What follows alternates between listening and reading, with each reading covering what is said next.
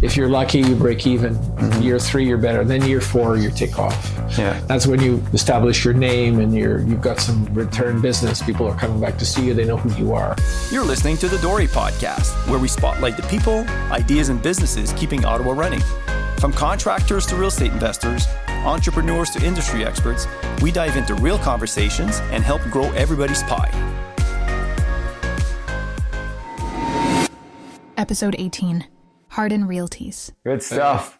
We're on, Brent. Yes. Thank you for coming. My pleasure. I was excited to have you on. I mean, obviously, we're personal friends. That's right. Obviously, we met a while back. I've always appreciated your company. And when you agreed to come on the podcast, I was really happy.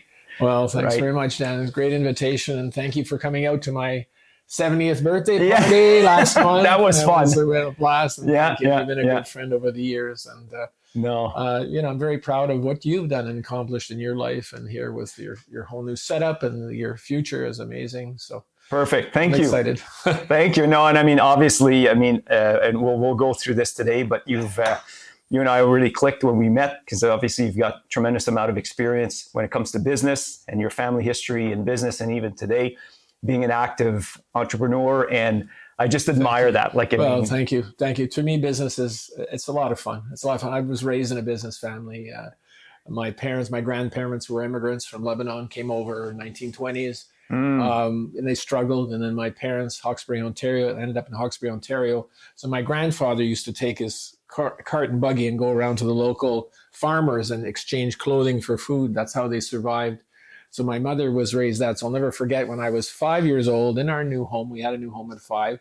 And Mom would say, "Hey, Brent, you got to try this out." And I said, "What's that?" Well, it's my favorite sandwich. It was a mustard sandwich. So 2 pieces of white bread with mustard in between.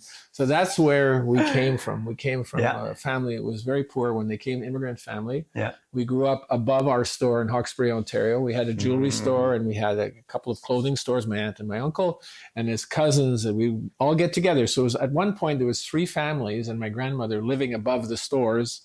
And we had a blast. We had the best time together. So you see today, we all have this, we all have that. But when I think back to those times, as a family, we had a blast together. So we didn't have a lot, but we had each other, and we had so much fun. Yeah. So I think today, today's society, because today we have lots of things, it's fun to think that, in one way, our families are, at the core of it is to enjoy your family and have fun along the way. So coming back, that's where we started. And then we branched out from there. At one point, my parents had their jewelry store, so I grew up with them in their store. Nice. And I mean, when you think about it, it's not that far out. It's not that long ago. That's right. And you get to appreciate all of these, the progression, and being, raised in a family that had that wherewithal to. We're very, very lucky. I grew up, my Auntie Kay Astley. She was one of my mentors, and she had a clothing store. When she was 6 and 7 years old, they would pay her 5 cents a week to take the cows from one area to a farm to another area, the farm, and she'd get 5 cents a week. So a woman who grew up with nothing went into the clothing business. She bought the store from her uncle when he was passing away. He told his wife, "You got to sell this store to Kay Astley." When she was 14 years old, she dropped out of school at 11 years old. She had her own store at 14 years old. Isn't that crazy? She learned everything from that. She taught me everything. She said, during the Depression, Brent, we would save the string on the boxes. When people would bring back something, they want to return it, we would save the string on the boxes. So she taught me how to think.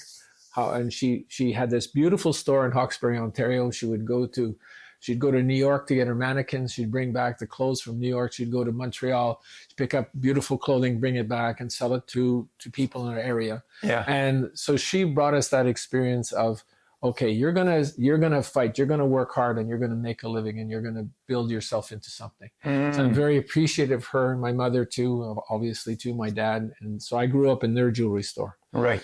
So lots of fun. That is it. Yeah. And I mean, obviously when you grow up witnessing that, yes, then it rubs off on you. Oh, right. Yeah. I mean, I can see it. I mean, obviously I watch you, how you operate, and it's admirable for me, because I'm looking at. Thank you. Yeah. I think, when you think about it, you taught from a young age, you have to realize, you say to yourself, I'll never be poor. I'll always work hard. I'll always provide for my family. I'll always provide for my friends. it becomes part of who you are. Mm-hmm. And I'll never forget going back to, when I grew up in their store, I would go downstairs and mom and dad would say, okay, we just received this huge shipment of china from England in these huge wood casts. Yes. I would go downstairs, I would unpack them all, 6 years old with a packing slip, this was broken, this is fine. And I'd come upstairs and we were always playing around that atmosphere. Right. So they taught me a lot about business just growing up in that business, and how to think properly and how to take care of customers and how to have fun at the same time, basically. What an example. They were great examples. Yeah. Kay Astley, my uncle Wilf too, he was in the business too. He was in the men's clothing business. I had my uncle Jimmy, who had Holiday Motel. He was in the hotel business and eventually the furniture business. And then all of my nephews and nieces, we all grew up together in business at all different ages doing various things. Right. And then at one point, we went into the jewelry business, and my brother and I developed 6 stores. And we went from my parents' store to going out to developing another 5 stores, eventually buying my parents' store. So, and that was quite an experience. And what made your parents go into the jewelry store? Like what so it's very interesting because I like the origin of how it builds up to today. How it came. So Dad and Mom got married in 1944. Dad was in the Air Force. He met Mom in Hawkesbury, Ontario. And they got married in 44, and they opened up a diner on Main Street, Hawkesbury, called the Astoria Grill. Mom and Dad, every weekend, they had a bit of money. They would take their car and they would drive to New York City, and they had big dreams about what they were going to do. So they'd spend their few bucks here and there in New York City, come back. So what happened in 1948, they had a fire in the diner. Okay. And Mom said, that's it, Bill. We're going into the jewelry business. And that was it. They closed it. And if you knew my mother, she was that type. She would never, a diner was never her style. Never what she would ever aspire to be. Okay. So then they opened this jewelry business in 1949. My brother was born in 49. We all grew up above the store, lived above the store together in these small apartments.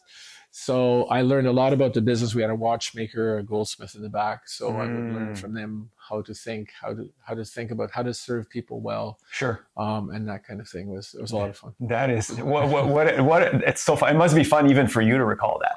Absolutely. I mean, there's a beautiful memories, because when I think of myself every Christmas getting together with my nephews and my aunts, uncles, my grandmother in her apartment, we jam into this apartment. There are 25 of us in that 1-bedroom apartment, and we're all bringing food and we're talking, we're having joyful times, right? Of course. We had very little, right? But we had each other. But exactly, so much fun, So coming back to today, sometimes you look at life and you say, what's happening? Come back to your family, enjoy your family, do things with your family, build your businesses, but enjoy your families. No, absolutely. Have fun with your And life. you're a great example of that. I've seen you. And I mean, obviously, as you alluded to, I was at your birthday. You brought it up. So I'll let you bring it up if you want to. But yeah, that was, to witness that was quite moving. To see how that chemistry was happening with that group. So I was very lucky. I was there at one point. I was like, quite privileged to be in this room watching this. This is quite impressive, right? So good for you. Well, thank you, Dan. Good for you. And then obviously, in La Maison D'or, you celebrated how many years? We celebrated 45 years last year in Ottawa, and 75 years as family business. Okay. So 75 years since my parents started business, 45 years in Ottawa. Okay. We came to Ottawa in 1979, and we opened 3 stores, and we had 2 other stores before that in the Hawkesbury, Lachute area. Okay. So we ran those 6 stores for a good over 20 years. And that was with your brother, you said? Yeah, my brother Bill basically spearheaded the development of the stores. I followed him very closely after I was in Carleton University in year 2, and I realized, okay, I'm in an arts program, and I realized, no, I should be in business. I really loved it. And I had this background in jewelry. I would work every weekend in my parents' store. Through their holidays, I would help them in the jewelry store. So I understood the business really well, and I enjoyed it. So then it was kind of a natural step for my brothers when he went into it, for me to join him. Yes. And then we built it out. We started from scratch. In 1975, we built an interior of an entire store for $10,000. Including the cash register. Yeah. We went to my aunt's store and we borrowed, meaning we took her showcases out of the basement. We covered them with wallpaper. Yeah. We put in a shag rug at the time. That was the thing. Yeah. We did everything. We painted it ourselves. $10,000 entire store. First year, Hawkesbury, Ontario, we, was tough, working things out. What kept us alive was our creditors. At that time, they would give you up to a year to pay for your invoices, your bills. So we took advantage of that. It kept us going the first year because our cash flow was so tight. Yeah.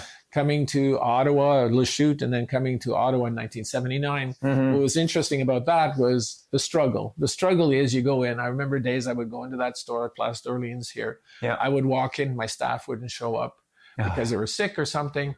And I was there all by myself. I'd put the jewelry out, have my lunch, put the jewelry away at the end of the day. Didn't see one customer. Okay. So the first year we lost $40,000, no salary to Brent, no salary to anybody. We lost $40,000. The second year, Place d'Orleans, we broke even. The third year, we made 30 or 40.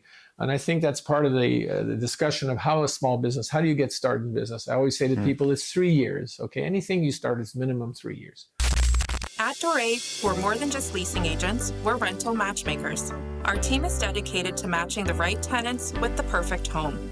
With personalized service and a deep understanding of the rental market, we're here to help you find a place that you'll love. Inquire today and rent from people who care. Don't expect to make it in year 1 or year 2. If you're lucky, you break even. Year 3, you're better. Then year 4, you take off. Yeah, that's when you establish your name and you've got some return business. People are coming back to see you. They know who you are. Right. Even if you're a dentist or a doctor coming out of school, it takes you 3 years to build a patient. So a patient roster. So I don't understand when people say they start a business, they expect it to come overnight. It's not. It's a minimum 3 years to get going, and then from then on you got to and to muscle through it, not just be there for 3 years, but you show up, keep showing up, keep showing up, right? And what I say to entrepreneurs is you have to. It's like planting a flag. Right. You plant a flag at the top of the hill. This is who I am.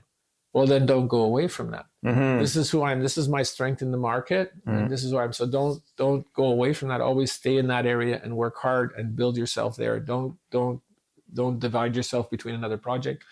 So so ultimately in business, you make a decision. And obviously it comes down to passion. Whatever you're passionate about, that's the most important thing. Passion is what it's all about. Because when you're in good times, passion will cover you, of course. But in business, you go through bad times. So what you need to cover during the bad times is passion. Because if you're passionate about something, you're going to fight for it. Right. But if you don't really care about it, you're going to let it go and you let it die. So I think, big thing in business, to be passionate about what you want, to understand it's a minimum 3 years to get going as an entrepreneur, to get going, and then to just fight like hell. Yeah. And the other thing I mentioned and we talked about before is that when you open a business, you're starting a business, an entrepreneur. I always say to people, listen, if you're going across the Atlantic in a sailboat, what's the first thing you do? The first thing you do is you batten down all the hatches so that no water can get into the boat. In this case, it's cash. Right. So for the first 3 years, we've had some good conversations about that. Yeah. you just nothing goes out. Everything comes in terms of equity, in terms of making money, but don't spend money.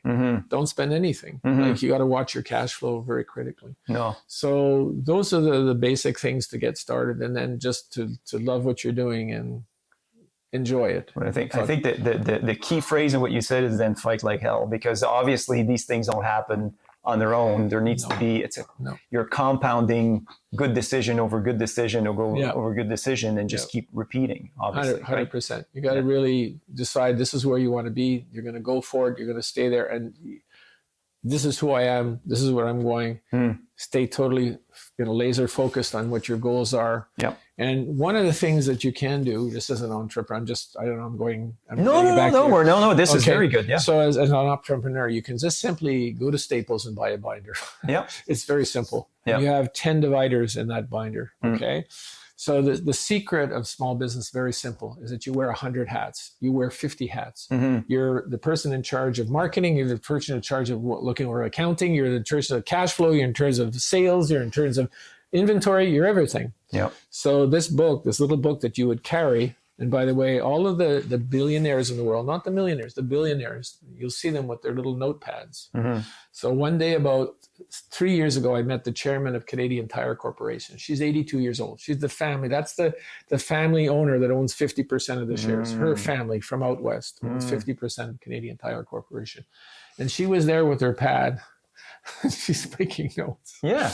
And, I'm going, and you meet people. So that's the way. So anyways, coming back to the physical Interesting. book, it's a physical book 1 to 10. Number one divider is, okay, my raison d'etre. Why am I doing this business? Why am I going to do this? Okay, what's it for? Number 2, what sales goals do I have for this business that I've outlined in 1 year, 2 years, 3 years, and 5 years? Okay, now expenses. Number 3, expenses. What are expenses? Number 4, what's your gross profit? What's it going to outline? Okay, so now you're going to do 1 year, 2 years, 3 years, 5 years. So you've got somewhere to align and some move towards. Then you have the 5th one, which is advertising, okay, which is a very important part of it. The 6th one is promotions, how you promote your business division. And the 7th one is media and, sorry, I'm looking for a word here. Yeah. It's just to talk to people to be able to get your message out there. Free advertising, networking, referrals, and so forth. All of that's very important. And then the last ones are up to you, what you want to put in. Yeah. But here's the thing about this. You go to the dentist and you're waiting in the office. So you have your little book and now you're writing notes. At 3:00 in the morning, you're going to get up. If you're an entrepreneur, you're going to get up in the middle of the night. You're going to say, I have a really, really good idea. Yep. And you got to write it down. Yep. And then during the day you come up. So all of these ideas you're putting into this book. Why? Because at the beginning of your business, you're wearing all of these hats, but how do you organize it? How do you put it into one so you can move forward? So it's very important. And I've given that idea to several people. I've had people fly up from the States, jewelers who come out to me, and I sat them down and I said, okay, now let's work this little book through. I've seen you do this with people. I've seen you do this in live with people. It's a lot of fun because, again, it's direction and being able to understand that, okay, I have to take care of all of these things at once. It's not one area. I have to be good a little bit here and there. No. So that's to get a business started. And then from then on, well, you have many resources. You have your accountants, then you have other resources, and now you have to coordinate them to bring it together, right? Yes, of course. No, it's so good. No, I'm chuckling because I've seen you do this with people who've approached you about starting a business or taking it to the next level. So you're passionate about this, so it's always we can feel it. People will feel this in the video. Well, it's a lot of fun. I'll never forget. Okay, I'll tell you a little story. When I was 5 years old. Okay, 5 years old, my aunt and uncle had the first private swimming pool in Hawkesbury, Ontario. Aunt was very generous, so she'd invite any of the kids to come in. They'd come in, and she'd have 40, 50 kids in the afternoon, and she'd come out and she'd feed us all food and everything. So one day we said, we're going to have a circus here. Okay, so we organize it. All the cousins get together, and we have, circus games and different things, fair games and all this, and we charged to get in. And my brother did a tight walk and tight walk. Yeah, exactly, and all that stuff. Guess what I did? You know what I did? You were handling the till. I took care of them. I counted the cash. $5. See, I didn't even know that story. And I guess it's so bad. Yeah. And yet there was 10 of us, and 55 cents in 1950, 1960 was a lot of money. So we went to the candy store and we had bags of candy for that. But it was so funny. So I still have that in me. Yeah, I like to watch things carefully, like you do, Dan. You like to watch the bottom line, and it's fun. Like I said to my staff today, walked in, it's kind of this and that. Let's go, guys. We're at the end of the month. Come on, we got to do $40,000 today. We're almost at our goal. Let's do it. Let's have fun. Let's make it. We'll move our bonuses and all this stuff. Yeah, it's kind of like Monopoly a little bit. Of course it is. It's creative. It's fun. Yeah. And you gotta love that. It's a lot of fun. So the jewelry business, obviously, coming from the background, your parents being involved, and you and your brother, and so on. Like, how has it changed over the years? I mean, obviously, every type of retailer is, and obviously, people still go to the store. I would suspect that this is not ordering this stuff online so much. So exactly. So there is a huge online component right now. The difference is, let's talk about AI and what's happening with artificial intelligence. Even I've seen it all at work.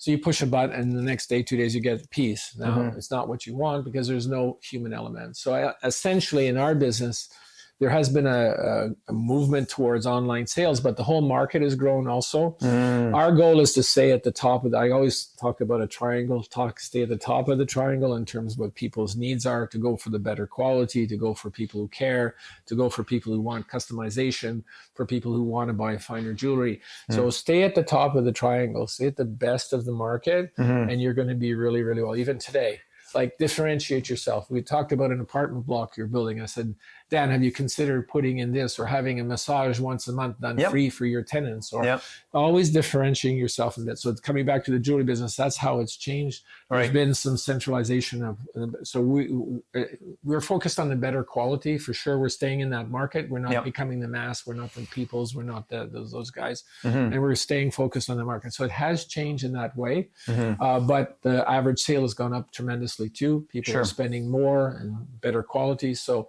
yeah, it's fun. And the future will be the same. The future will be more of the same. Even my parents' store in the 1960s, 70s, we gave personal service. We knew our customers. It's no different from today. We had customers in today who bought, $10,000 bracelets. And they're our customers, and they love the fact we know who they are, and we sit them down, give them a coffee, so that personalized service is there. In terms of the styles and all that changes over the years. In terms of the materials, have all changed, but the base of service and how you treat your customers across every industry, including yours, Dan, and including Mike's, everybody is in the same boat, is that we have to more and more personalization.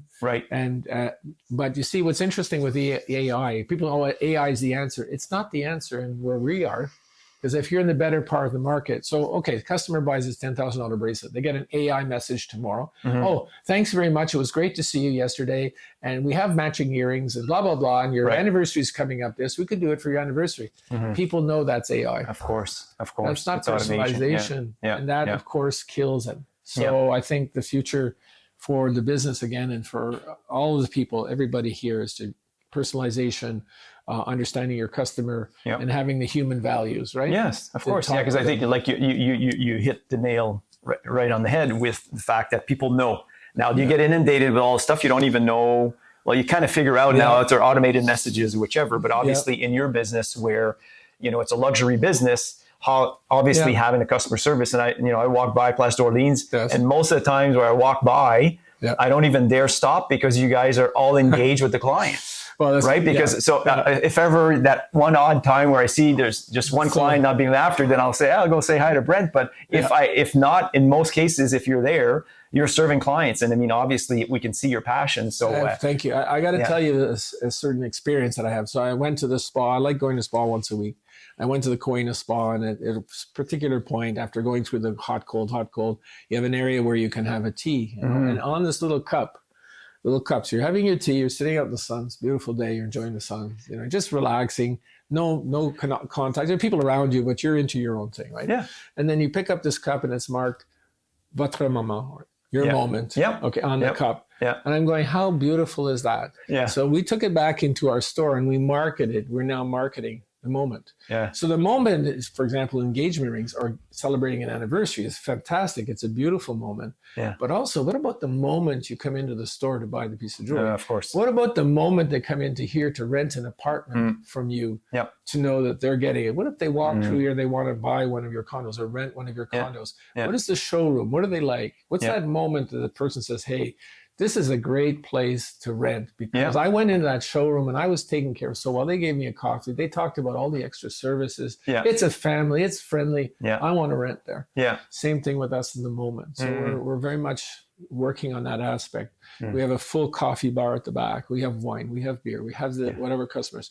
And it's have it all available. Most of the time, we'll take coffee, wine, or water. Coffee, tea, or water, not wine. It's all open. Maybe it's wine. If it is, we're happy. We're happy for them. But ultimately, but it's to have that personal service. And I think that in the core essence of any business, whether you're painting or painting apartments, or whether you're like Mike with his business, yourself with your business, the core element is to have your people friendly and being able to give them a service. Develop a service, have it available for them, deliver what you say. Yeah, absolutely. And be kind to them after you've delivered it. Of course. Those are the three basics things in customer service, right? if you say you're going to do something and for some reason you don't do it, it happens, but you have to apologize profusely. You have to give them something. Yeah. You have to say, I'm so sorry, but I got you a little extra just to say we're sorry. Yep. Or just saying I'm sorry. There's a huge acknowledging if you missed somehow. And taking care of the customer. So. No, that's good. Investing in Ottawa real estate? DORE Property Management has 20 plus years of proven results. Call 613-227-0000 or visit dorerentals.com. I'm going to switch you up a gear. Okay. We're going to hit the real estate industry. Absolutely. Another spot that I know you have a lot of passion for. Yeah. Because obviously business is we talked about business, and business generates cash flow, and obviously most of us get to a point where now we reinvest, and you've been invested in real estate for a long time, so have I. Yes. So it's our discussions always go always go fairly interesting. So really quickly, like, what made you want to get into real estate? Okay, so over the years, my brother Bill and I, in the jewelry business, we were constantly doing real estate at the same time. My brother Bill, mostly, we were partners in the jewelry, but he was buying buildings, commercial buildings, and developing that. So from working with him, I worked with him in that business for many years.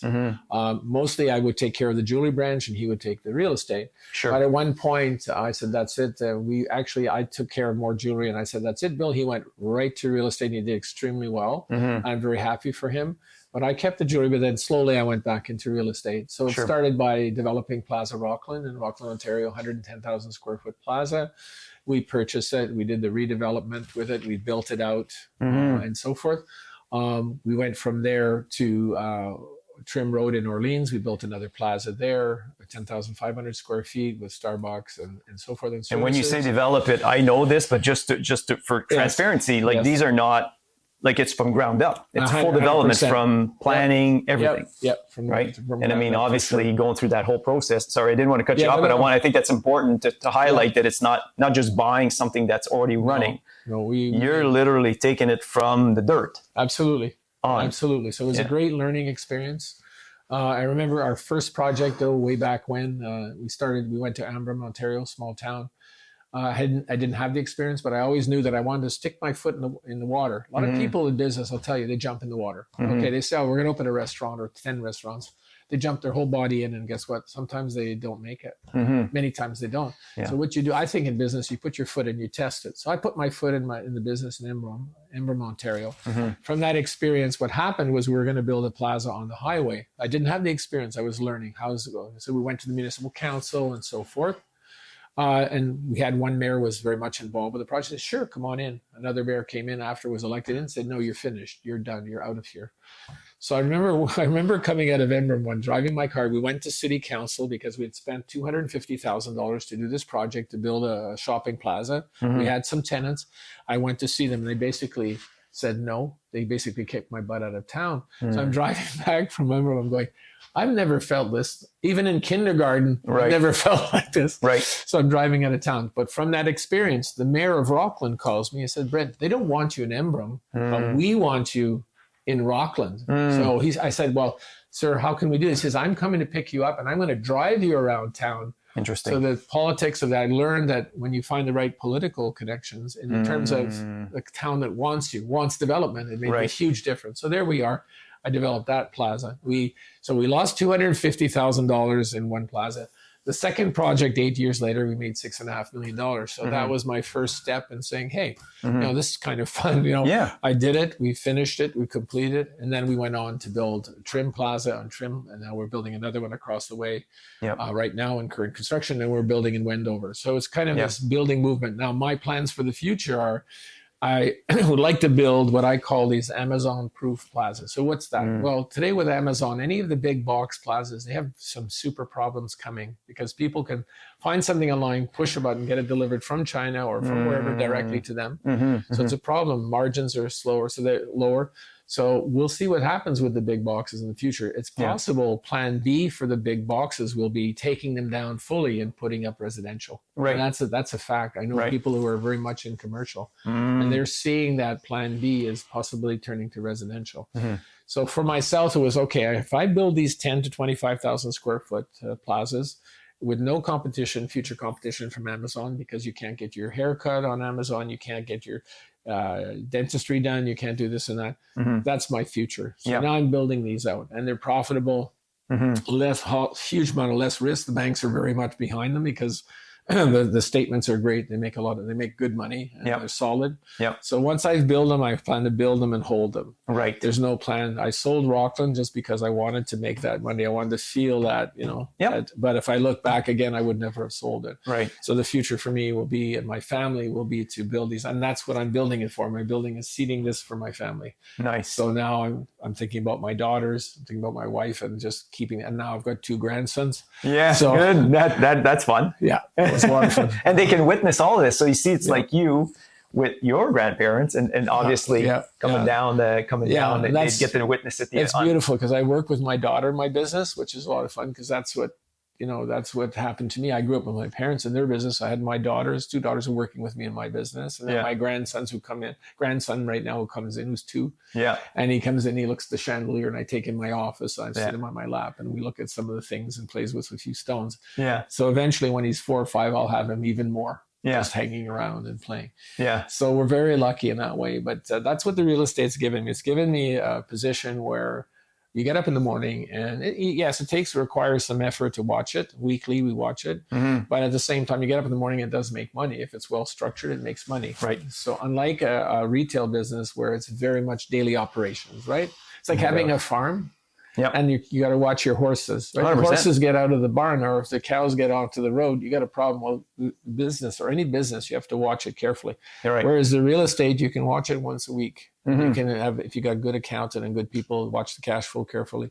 And the right tenants. And the right tenants, you got it, exactly. Good tenants, and you're all set. So, and then typically, so when you, because obviously the stuff that you build that's brand new, like what kind of time frame do you give yourself to get stabilized, like to have them leased up and then refinanced? I would say 2 years. Stabilization in 2 years. It's more, but these days it's harder to get tenants, a bit harder. Yeah. Sometimes I can get it stabilized within 6 months to a year. That means fully leased. Right. And so forth.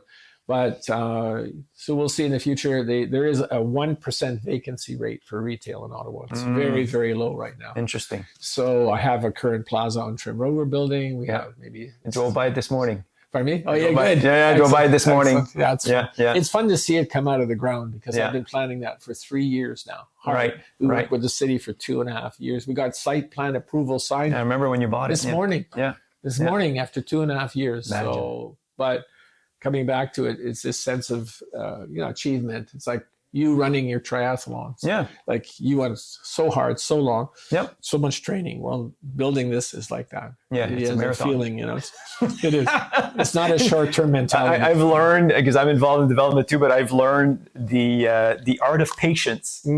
And how, because when you say you're running your jewelry store, or we're running the management company or selling real estate, in many cases, a lot of things happening quickly. Yep. But in development, it involves a lot of different people. Yep. And it tends to be very, very, very slow. Absolutely. So it tastes your patience. 100%. So you have to be persistently pushing on it. I admire what you have done, Dan, because you have the vision. Like I'm looking at this wall back here. You have the vision, the long-term vision. That's what it takes in real estate. It really is in residential and commercial. It is a longer-term mentality. Yeah, it's by hanging around you and the people that think like you that I get to dream a bit more. It's fun to be around. You can see it happening. Yeah, it's fun to see that energy because we're both entrepreneurial, which is really important. And that's what our country needs. I know. That's what our country needs. We need entrepreneurs. A large part of our income in Canada comes between 10 and 300 employees, right? Large part of the companies. Yeah.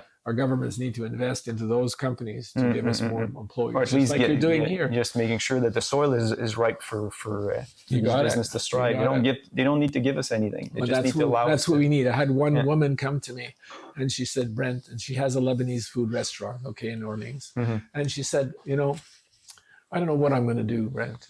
She said, I have these employees and we're not making much money and it's tough in this. And I said, listen, how many employees do you have? She says 8. I said, how many speak English well? None. I said, if you close that place, that means you're going to have 8 people who won't have any work, basically. Right. I said, now you're giving them work and you're giving them the respect of having a job. Mm-hmm. And, when I think about my grandparents, my parents, how they grew up, that's what we need here is this work ethic. You got to work. You got to make a living. You got to be proud of what you do And contribute to society. Yeah. And that's what makes you proud, right? Yes. You're not proud if you're sitting at home on welfare or you're on whatever. No, I know. Insurance. I know. It's that attitude that I know you're bringing up your kids. I know that I'm bringing up. I know Mike and our families around us have that feeling that the government supports us when we absolutely need them. If there's a hurricane here, the army comes in or whatever, we know. But ultimately, we're responsible for ourselves. So give us the tools and let us make our business and our families and be entrepreneurial. Yeah, no, absolutely. Yeah, to me, it's we don't typically need anything. We're just asking to let the soil be right for us to move forward, right? Deregulate and let us do what we have to do. So and again, the majority of businesses between 10 employees and 300 employees, which steer this country, give them an opportunity, and they'll take it forward. And then for the other issues with the government, we're getting into politics. That'd be a completely other podcast. Yeah. Selling a commercial property? At DORE, we know how to attract the right buyers, price strategically, and help you get over the finish line and close. Let us market your asset the right way and help you get the returns you deserve. Visit us at doremultiresidential.com. So anybody listening to this, I mean, I know this, but I sometimes when you verbalize it, you just never know when somebody can help out. So for your next real estate projects, like what are you looking for? So anybody listening in, or even like I already know, so Thank you. But anybody listening in to say, maybe they have this X part of property. Yes, what are you looking for? We're looking for key properties, in major vehicle traffic areas. For example, Carling Avenue, an older area, across the entire city. Development opportunities where the zoning is in place. There's an older building. We purchased the property. We retrofit that piece. We add an A&W on the corner, or whatever we do that fits, and we're able to develop that out as a plaza. And we're calling them Trim Social. We'll calling Carling Social because the social people go there. Anywhere between 10 and 25,000 square feet. Right. Lot size between 1 acre and 3 acres with zoning in place. So that's where we're really looking to build out. And I'm excited about that because I know it works. We're building we've seen it. You've done it. Yeah. Thank you. And they're beautiful and they're nice properties. And so we'll get 60% of those people coming in will be national chains like Starbucks or KFC or another chain. But 40% will be high quality independents. Right. So we're going, hey, why are we sitting in this old building? We could pay a little bit more rent, but we'd get a nice new building, and we're sitting in this dilapidated old building.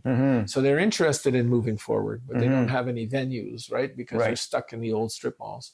So our goal is to build new properties with new looks, but more attractive. And the other thing is manage them very well.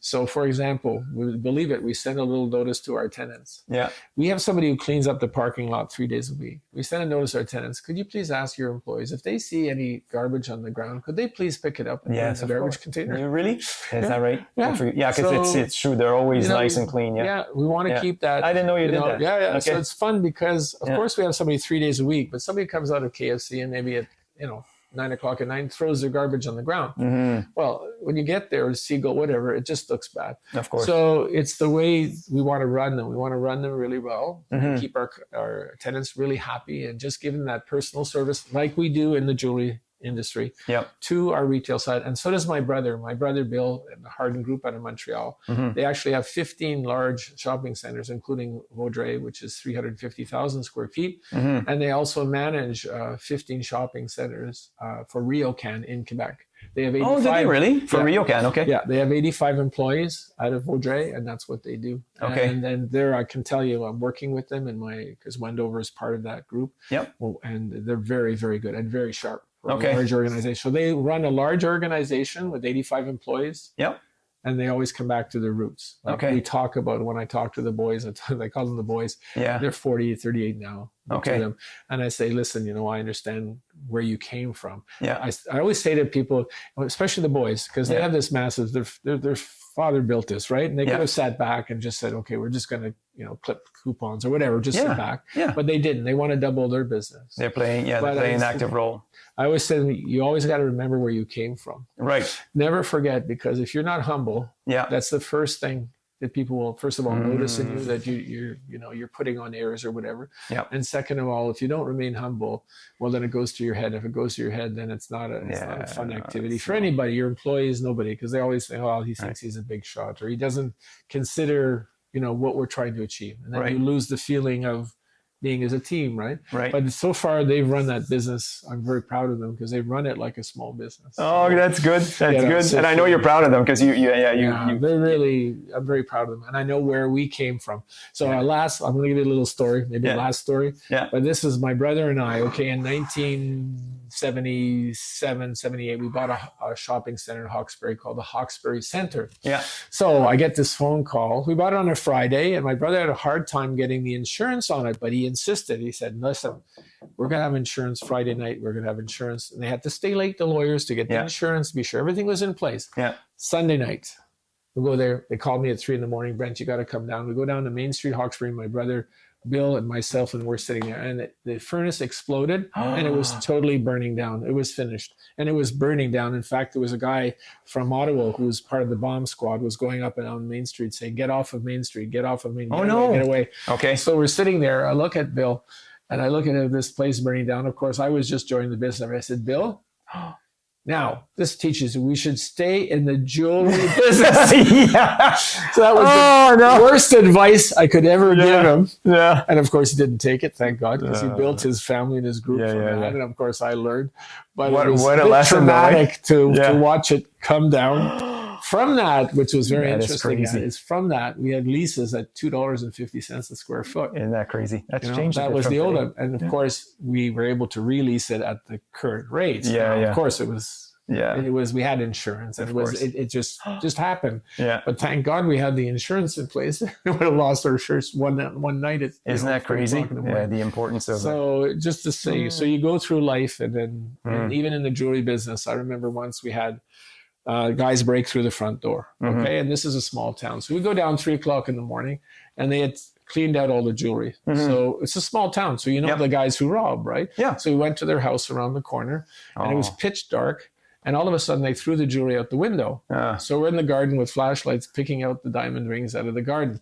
We get back to the store. Okay. And we're sitting in the back. Now, 3 o'clock in the morning, small town, cold out. Yeah. Wind's coming through the front door. Yeah. There's nobody to put another door in at 3 o'clock. No. So my cousin goes home and gets his shotgun, and we're sitting on the back of my dad's this with the shotgun. Yeah. Making sure nobody's coming back. So the chief of police walks in. He says, hey, hi boys, how you doing? Good. And of course, those were the old days. We talked to the chief of police. Yeah, chief of police, if you got a little accident, you know what I mean? I'm going to tell your father, if you don't do it, okay, no problem.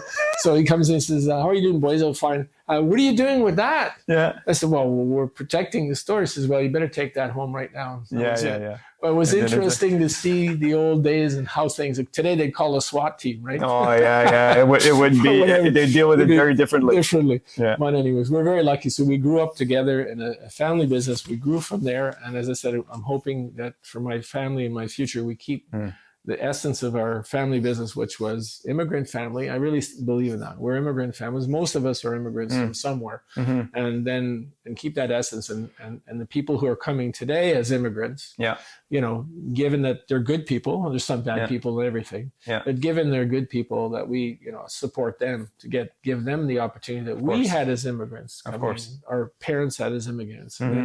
But with this idea, hard workers. Yeah, I know exactly. Contribute to society and make a difference. So that's who you guys. That's what you do, and that's what Mike does. Yeah. Brent, you've been very generous with your time. My pleasure. And that's how I know you, and I respect you. And obviously, I know I've told you in the past, but I'll say it again. You're a mentor to me in how you act. I come to you for advice. Knowledge, and I was happy that you took on the opportunity to come in and just share this with people, because I think people who know this already, but people don't know how generous you are. Well, and thank you. clearly today was just another example of that. So thank you, Dan, and thank you very much for being so much energy. I mean, I approached you about a year ago to join this little book club with together and meeting once every 3 months and talking, and your energy is there all the time for us. It's contagious, and it's great for me at my age to meet somebody with you who has that kind of energy, because it just goes, okay, what are you going to do? People say, are you going to retire? I said, no. Retirement equals death, and death equals retirement. So I don't think I want to retire. When you're having fun, you don't want to retire. Hey, life is too much fun and business is too much fun. So thank you again for having me today. It was my pleasure to be here. Thanks for tuning in to another episode of the DORE Podcast. If you're an entrepreneur or investor focused on real estate in Ottawa, we want to hear from you. Apply to be a guest and check out our video content anytime on YouTube.